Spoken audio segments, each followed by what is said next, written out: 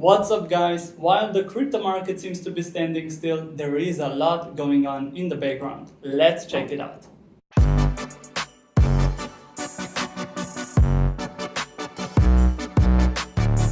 First off, as usual, let's check how the market performed in the last week. So as we can see, there were some ups and downs last week, but the overall result is as it stood in the beginning, so minus 1% of weekly performance, and month-to-date performance is minus 22.5%. Now checking on Bitcoin and Ether performance in the last week. So Bitcoin actually keeps outperforming the market and did once again last week. So a plus performance of 6.3% and a month-to-date performance is a negative one of minus nearly 14%.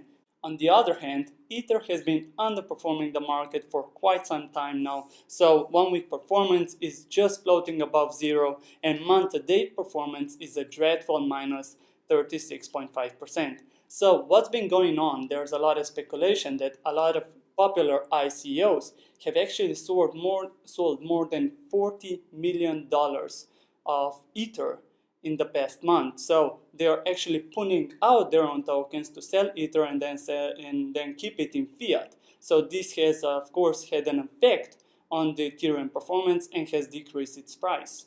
Moving on with our top market movers in the past week, on our first place for our top weekly gainer, we have Nano with an amazing performance of plus 87%. So Nano is a cryptocurrency, actually a digital currency that is priding itself for being fast, secure, and has low transaction fees. And they have now released their wallet and a lot of new developments in the past week, which of course increased its price.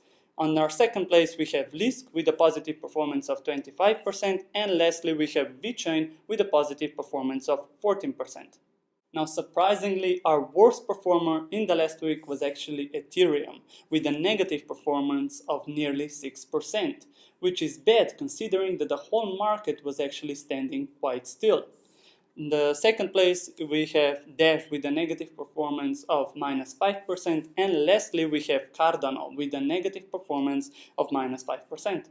Our first news is about the US Securities and Exchange Commission, which has been getting a lot of new ETF exchange traded fund applications for the cryptocurrencies, but has actually made it quite a kind of a habit of rejecting them one by one. Their main concern is the unregulated nature of the crypto market. However, last week they decided to review the 9 applications and hopefully they will change their mind.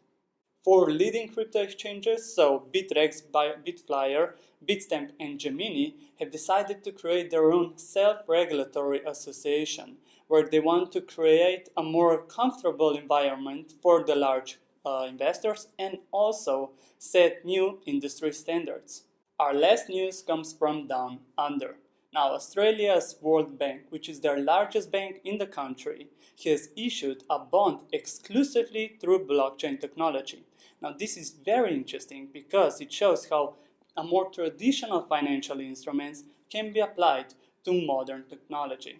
So, this was a recap of the last week in crypto, but to really stay up to date, you can follow us on Facebook, where we post the most recent news on a day-to-day basis. Have a great day, guys. Cheers!